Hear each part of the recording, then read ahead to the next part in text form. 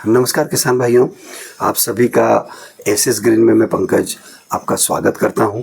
और किसान भाइयों, आपने जिस उत्साह के साथ में हमें बांस की खेती के लिए इंक्वायरी की है और कई किसान भाइयों ने तो अपने खेत में ऑर्डर करके पौधारोपण और बांस की खेती की शुरुआत भी कर दी है। दोस्तों, कई किसान भाई मन में थोड़ा सा दुविधा में हैं, उनके मन में कई सारे प्रश्न हैं जो हमसे लगातार पूछे जाते हैं। मैं आज उन्हीं प्रश्नों के उत्तर इस वीडियो के माध्यम से आपको देना चाहूँगा। किसान भाइयों, 1 एकड़ पर जब हम खेती करने का सोचते हैं तो ये क्लस्टर फार्मिंग है।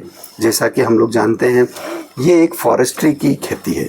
फॉरेस्ट्री की खेती आज से पहले कई सारे पौधों की हुई है किसान भाइयों, लेकिन बांस की खेती उनसे अलग कैसे है, आज हम उसे समझने की कोशिश करेंगे और किस तरह से ये हमें हरे सोने के रूप में हमारी किस्मत को बदलने के लिए काम आ सकती है, इसे भी समझने की कोशिश करेंगे।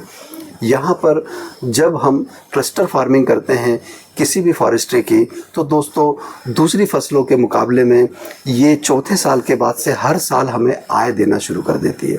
जबकि दूसरी फॉरेस्ट्री की जितनी भी फसलें हैं उसे 15 साल, 20 साल और 25 साल तक रख रखाव करने के बाद बहुत लंबे समय के बाद में हमें रिटर्न आ पाता है। दूसरा, बांस की खेती कम से कम पानी में होने वाली खेती है। ऐसी खेती है जो हर तरह की ज़मीन पर हो सकती है, क्योंकि बांस का पौधा दुनिया का सबसे टफेस्ट पौधा होता है। ये घास प्रजाति का पौधा होता है। घास प्रजाति का होने की वजह से, जैसे आप जानते हैं कि घास सूख जाती है, फिर पानी मिलता है बारिश का, फिर हरी हो जाती है। जैसे कि आप जानते हैं, घास को हम जितनी बार काटेंगे उतनी बार ये लगातार बढ़ती रहती है। उसी तरह से बांस भी दोस्तों जितना काटेंगे उतना बढ़ेगा। तो कम से कम लागत इसलिए है क्योंकि सिर्फ पानी देने की लागत इस फसल में आती है। अब बात करते हैं किसान भाइयों कि हमने फसल लगा तो ली, इस पे आय कितनी हो सकती है। 1 एकड़ पर किसान भाइयों हम जो प्रजाति लगाते हैं उसके अनुसार हमें आय आती है। हम जो आपको राय देते हैं वो देते हैं कि आप क्वालिटी प्रजाति लगाएं जो कि नग से बिकती हो, हल्का और मजबूत बांस लगाएं, जैसे कि बाम्बूसा टुल्ला, जैसे कि बाम्बूसा न्यूटन। तो टुल्ला में भी 3-4 प्रजातियां आती है और न्यूटन की भी प्रजातियां हमारे भारत में नॉर्थ ईस्ट में पाई जाती हैं। इसके अलावा लाठी वाला बांस जो कि सब्जी की खेती में लगता है, वो भी एक बहुउपयोगी बांस है।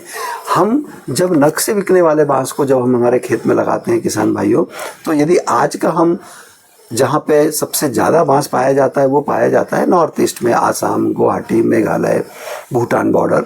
तो वहाँ का यदि हमें भाव मिल जाए, चूँकि वहाँ से 2000 किलोमीटर हमारे प्रदेशों में आने में भाड़ा भी लगता है, किराया भी लगता है, तो यदि हम सिर्फ ये मान लें कि यदि आसाम के रेट भी हमें मिल जाए तो हमें 1 एकड़ पर लगभग मान करके चलिएगा 4 साल के बाद में 1 लाख रुपये से लेकर के 1.25 लाख रुपये की इनकम हो सकती है। और आगे चल के हर साल जैसे जैसे हम बांस को काटेंगे वैसे वैसे इसकी मोटाई बढ़ेगी, वैसे वैसे इसकी लंबाई बढ़ेगी और मोटाई लंबाई बढ़ने के साथ ही आपको बढ़ते क्रम में 1 एकड़ के ऊपर 4 लाख से 5 लाख रुपए एकड़ तक की इनकम भी हो सकती है। ये हमारे एक्सपर्ट टीम और जिन्होंने पूरा रिसर्च किया है उनके मिनिमम कीमत यानी कम से कम न्यूनतम मूल्य हमने लगाया है। और नॉर्थ ईस्ट से हमने उपज को भी 5 गुना कम, 4 से 5 गुना कम माना है। क्यों?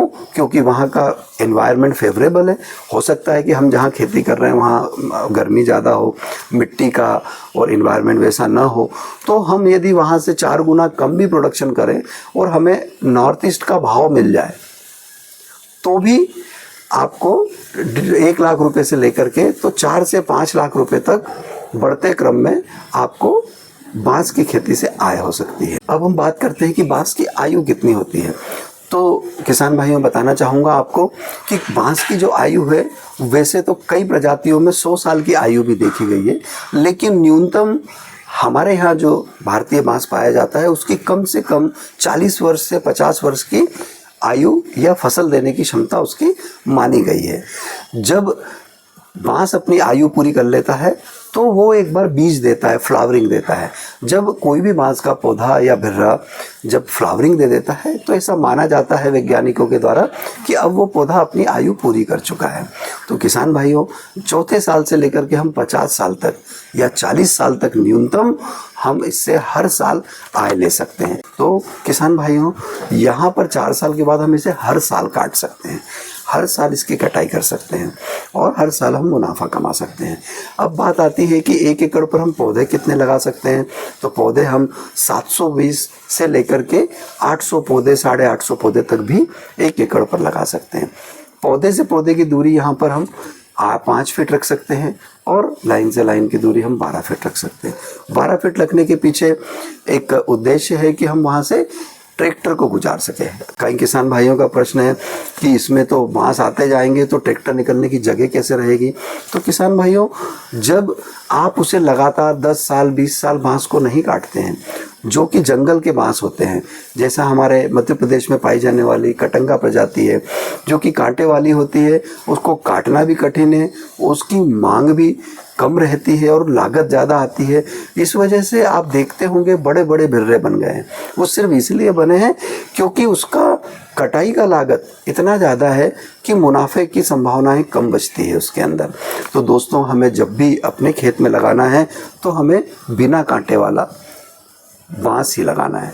दूसरा, ऐसा बांस लगाना है जो हल्का और मजबूत हो, क्योंकि हल्का और मजबूत बांस जो सीधा होता है, जिसकी मोटाई 7, 8 इंच, 9 इंच, 6 इंच से ऊपर होती है, लंबाई 15 फीट, 20 फीट या 40 फीट तक भी होती है, ऐसे बांस जब हम लगाते हैं जिसमें कांटे नहीं होते, हाथ में लगता नहीं है, दूसरा हल्का और मजबूत होता है, तो ऐसे बांस की मांग हमेशा ही बनी रहती है और इतनी मांग है किसान भाइयों कि हम उसे आपूर्ति नहीं कर सकते हैं। चूँकि अभी तक हमने जंगल का कटीला बांस ही देखा है, तो एक धारणा मन में आई है कि यार बांस कोई खरीदता नहीं है। किसान भाइयों, ऐसा बिल्कुल भी नहीं है, क्योंकि जब आप क्वालिटी प्रोडक्शन करेंगे, ये आप क्लस्टर फार्मिंग कर रहे हैं, व्यावसायिक बांस की खेती कर रहे हैं, और जंगल की बांस की खेती में जमीन आसमान का अंतर है। जंगल की जो बांस की खेती होती है वो बगैर किसी आय के अनुमान के ऐसे ही कर दी जाती है, ऐसे ही प्रकृति दे देती है और उसे काटने में भी किसी का इंटरेस्ट नहीं होता है। 2018 के पहले आप सभी जानते हैं कि बांस काटना कानूनी रूप से सरकार की परमिशन के बगैर संभव नहीं था। 2018 के बाद सरकार ने इसे घास प्रजाति में डाल दिया है, तो अब ये वन संपदा नहीं है। आप इसे कहीं भी काट सकते हैं, कभी भी काट सकते हैं और किसी को भी बेच सकते हैं। तो एक जो पाबंदी थी वो सरकार ने खत्म की, और दूसरा, सरकार भी इसे राज्य बांस मिशन और राष्ट्रीय बांस मिशन के द्वारा किसान भाइयों को मदद दे करके पौधारोपण में सब्सिडी दे करके ज़्यादा से ज़्यादा करने के लिए किसान भाइयों को प्रेरित कर रही है। उसका कारण है सरकार के पास भी कोई ऑप्शन बचे नहीं है, क्योंकि जिस हिसाब से बेहिसाब जंगल काटे गए हैं, लकड़ी ख़त्म हुई है, ईंधन जिस हिसाब से महंगा होता जा रहा है, उस हिसाब से किसान भाइयों, मात्र बांस का ही एक ऐसा पौधा है जो सबसे तेज़ बढ़ता है, जो लकड़ी की कमी को पूरा कर सकता है। हमारे फर्नीचर, कंस्ट्रक्शन में लगने वाली और दूसरे सभी जगह कागज बनने से लेकर के, तो आजकल लकड़ी के पैलेट जो कि ईंधन के रूप में इस्तेमाल हो रहे हैं, कोयला लकड़ी से ईंधन के रूप में इस्तेमाल हो रहा है, यहाँ तक कि बांस से किसान भाइयों एथेनॉल और पेट्रोल भी बनना शुरू हो चुका है। तो ये एक ऐसा बहुउपयोगी पौधा है जिसमें आप यदि आज अपना थोड़ा सा निवेश करें और इसे समझदारी के साथ करें तो ये आपके लिए हरा सोना भी साबित होगा और आपको लंबे समय तक आय का स्रोत भी बनेगा। जिस तरह से हमारे पिताजी दादाओं ने, हमारे पूर्वजों ने जिस तरह से आम के बगीचे लगाए, तो आज हम आम खा पाते हैं। और आप जो ये फसल करेंगे ये आपकी आने वाली पीढ़ी को 40 साल 50 साल तक लगातार आय देगा, वो भी बगैर मेंटेनेंस के। किसान भाइयों, हमें सही प्रजाति का चुनाव करना है। सही प्रजाति मतलब बीज वाले पौधे, अपनी आयु पूरी करने वाले, बिना कांटे वाले और सीधे जाने वाले, ऐसे बांस की प्रजाति लगाने से हमें हमेशा ही लाभ मिलेगा। हमें कभी भी जो टिश्यू कल्चर है, क्योंकि टिश्यू कल्चर में कई जगहों पर अपवाद देखे गए हैं जहाँ पर अर्ली फ्लावरिंग की समस्या समझ में आई है। मतलब यदि हम बीज से बना हुआ पौधा लगाते हैं तो हम निश्चिंत रहते हैं कि ये अपनी आयु पूरी करेगा, जबकि टिश्यू कल्चर में कई जगह 6 साल, 7 साल, 8 साल के बाद में फ्लावरिंग की दिक्कत आई है और 50% से 70% तक की फ्लावरिंग की समस्या है। यानी फ्लावरिंग के बाद, जैसा मैंने आपको पहले भी बताया है कि फ्लावरिंग के बाद में पौधा मरने की संभावना पूरी होती है। उठाना तो किसान भाइयों, बहुत बहुत धन्यवाद। फिर मिलेंगे अगले इसी तरह के वार्तालाप के साथ। आप हमें पौधों के लिए संपर्क कर सकते हैं, क्वालिटी वाले पौधे बीज से तैयार किए हुए, उन पौधों के लिए आप हमें संपर्क करिए। खरीदी बिक्री के लिए भी आप हमसे पूरा सहयोग ले सकते हैं। एसएस ग्रीन हमेशा आपकी मदद के लिए तैयार है। बहुत बहुत धन्यवाद।